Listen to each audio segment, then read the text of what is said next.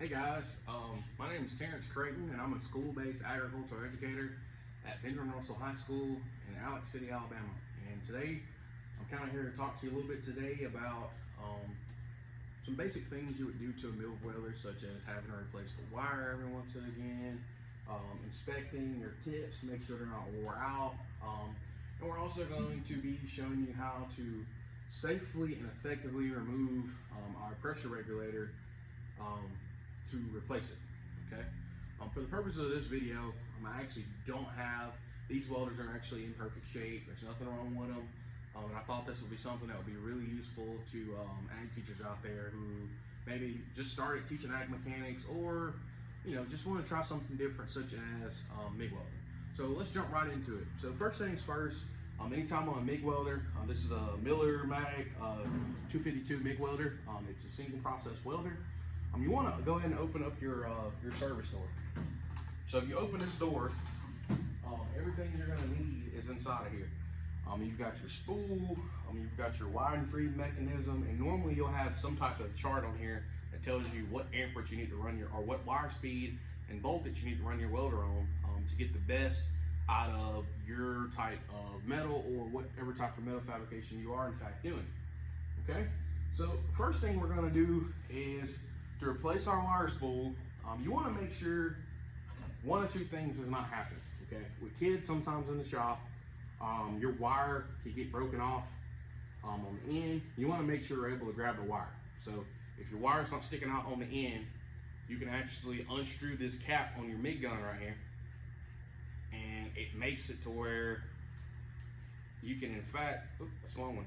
You can in fact get a little bit closer down to your wire. Okay, if you can't get it there, you can always look right here on the inside where your wire feed mechanism is at and look for the actual wire that's sticking out. But if you don't see the wire on either end, you've got yourself a little bit more of a problem to deal with.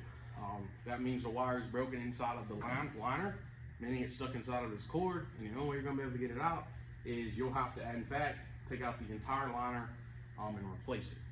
Okay. So let's jump right into getting this wire out to replace our spool. So first things first, I always like to run my wire up a little bit like that. I'll let it run. Okay. And for these projects I'm doing, I've got a little assortment of tools laid out right here on the table. I'm going to grab my MIG pliers right here. I'm not going to cut it here, but in fact, we're going to come right here and we'll cut it kind of off. Now in most cases, when you cut it, that's going to happen. All your wires are just going to come back like that. So that means you're going to have to try and all your wires going to come back like that. So if you got a new spool, it's going to be tight and coiled up. And in this case, we may have to waste a little bit to get it back on there correctly. Okay? So after you've got it cut, then you're going to come in and you're going to need to remove this nut. Some of them, depending on what type of welder you have, some of them can be nuts, some of them can be screw types. You're going to pull that off. Okay? So that looks like a 19 millimeter.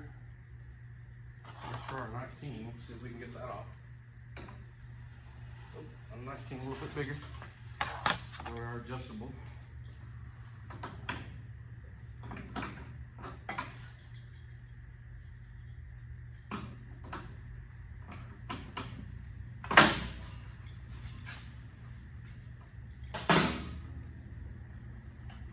Now when this comes off, you want to make sure you keep up with all these different springs. If you need to, know how they come off, because you want to make sure all that stuff goes back in place with the correct spacers and such. And after that happens, the only thing you're going to do is just slide it off. And you have some, this one has some washers on the inside of there, so you have to be careful with that. All right. After it's off, you want to inspect your shaft right here. Make sure your shaft's in good working order and good condition and whatnot. This one is clean. We take good care of our welders here at the shop. But if it's not clean, if you've been using it outside, rougher conditions, stuff, then get behind that cover. Get you some brake cleaner, spray it really good. Get you a little brush and just kind of brush some of that crud and everything off of there. And then you're ready to go back up with your new one. Okay. But on this one, since it's all sprung up and loose, I'm gonna bring it up here on the table, and I'm gonna actually trim some of this off to get it back tighter to where when I put this in here, it's not a pain to work with. So all I did was pull it tight. Oh. When you do that, you gotta make sure you catch it and hold it like so. And just roll it back around, get it all nice and tight. Whoop. Just pricked myself. That's some sharp wire. Most cases, ideally, if you're changing these out and you're dealing with this, you want to try. Sometimes you wear gloves, but I really don't like to use woolen gloves for this. But good example, prick myself.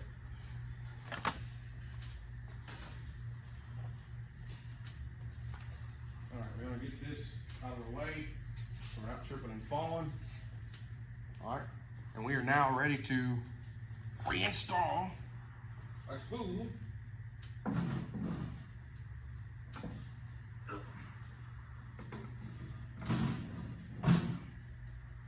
Spool's reinstalled.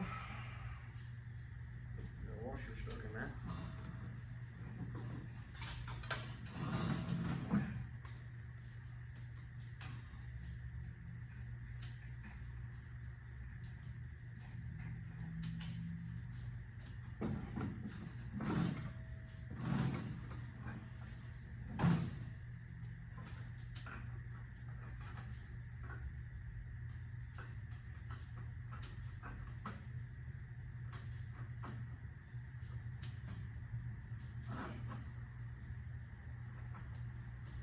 All right, we're going back up with it.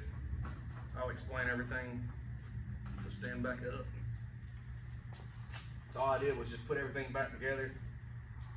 Reverse how I just done it when I was taking it apart.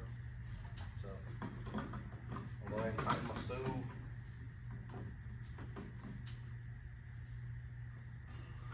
You don't want to over tighten it, just enough. Good enough. It's good enough. Okay. All right, next thing we want to do, I'm going to just let that feed back loose. I'll fix that here in a second. Next thing we're going to do is we're going to loose our wire tensioner. Okay. And then I'm going to turn my welder on. Okay.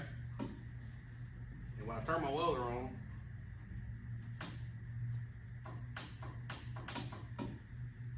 my wire is stuck in there.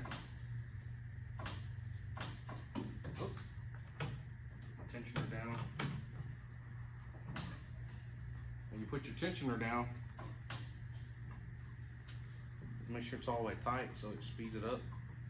I'm gonna turn my wire speed up too, so I'll go ahead and feed it out.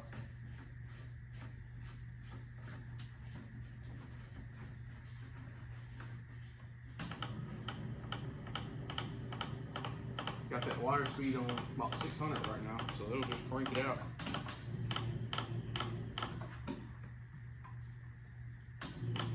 It'll crank it out fairly quick, okay? It'll go about as far as it'll go, and then you'll have to grab it, and then you could just take the MIG pliers, and you'll just feed this on out. Okay, it seems like a lot of waste, but at a point, at the end of your weld, when you get through welding, and your spool's about empty, everything that's within that liner, past our wire tensioners, everything that goes in the gun, that's all going to be waste because there's nothing to grab that. And in fact, feed that out while you're in that process of welding. Get the rest of this wire out of the way.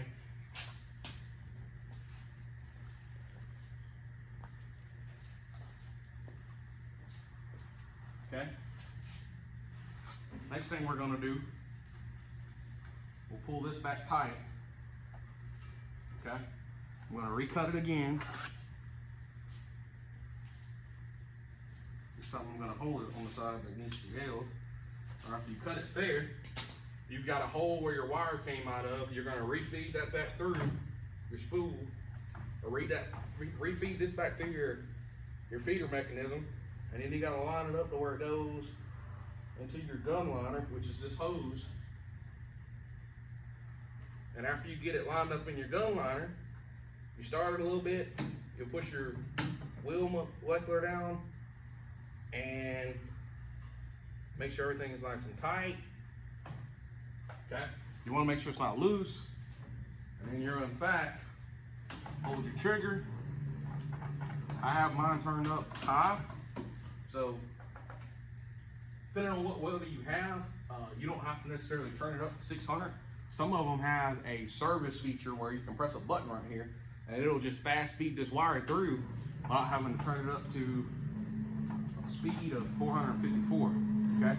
Now while I'm turning this, you're looking for a couple of things, okay? You'll put it back down to a normal wire speed, so we're gonna go on like 400 or so. Actually, we'll go with 314. Our gun liners typically run on 4, so if you turn this little knob that's in here that I'm pointing at, you can actually adjust your wire tension if when you start to weld, you notice that this is slipping. So when you press this trigger, you shouldn't see the wire slipping. It should just be consistent, nice and consistent, okay? And then the last thing you want to check before we wrap our video up, because we don't want to run long on time. You'll cut that off, inspect your pilots right here on your gun, make sure those are not obstructed when you're replacing your wire, and make sure your tip up here is not burnt out. And typically, when I'm reinstalling and putting back together, I like to go ahead and I'll put my cut back on, because this is all stuff's in good shape. We'll screw it down nice and tight.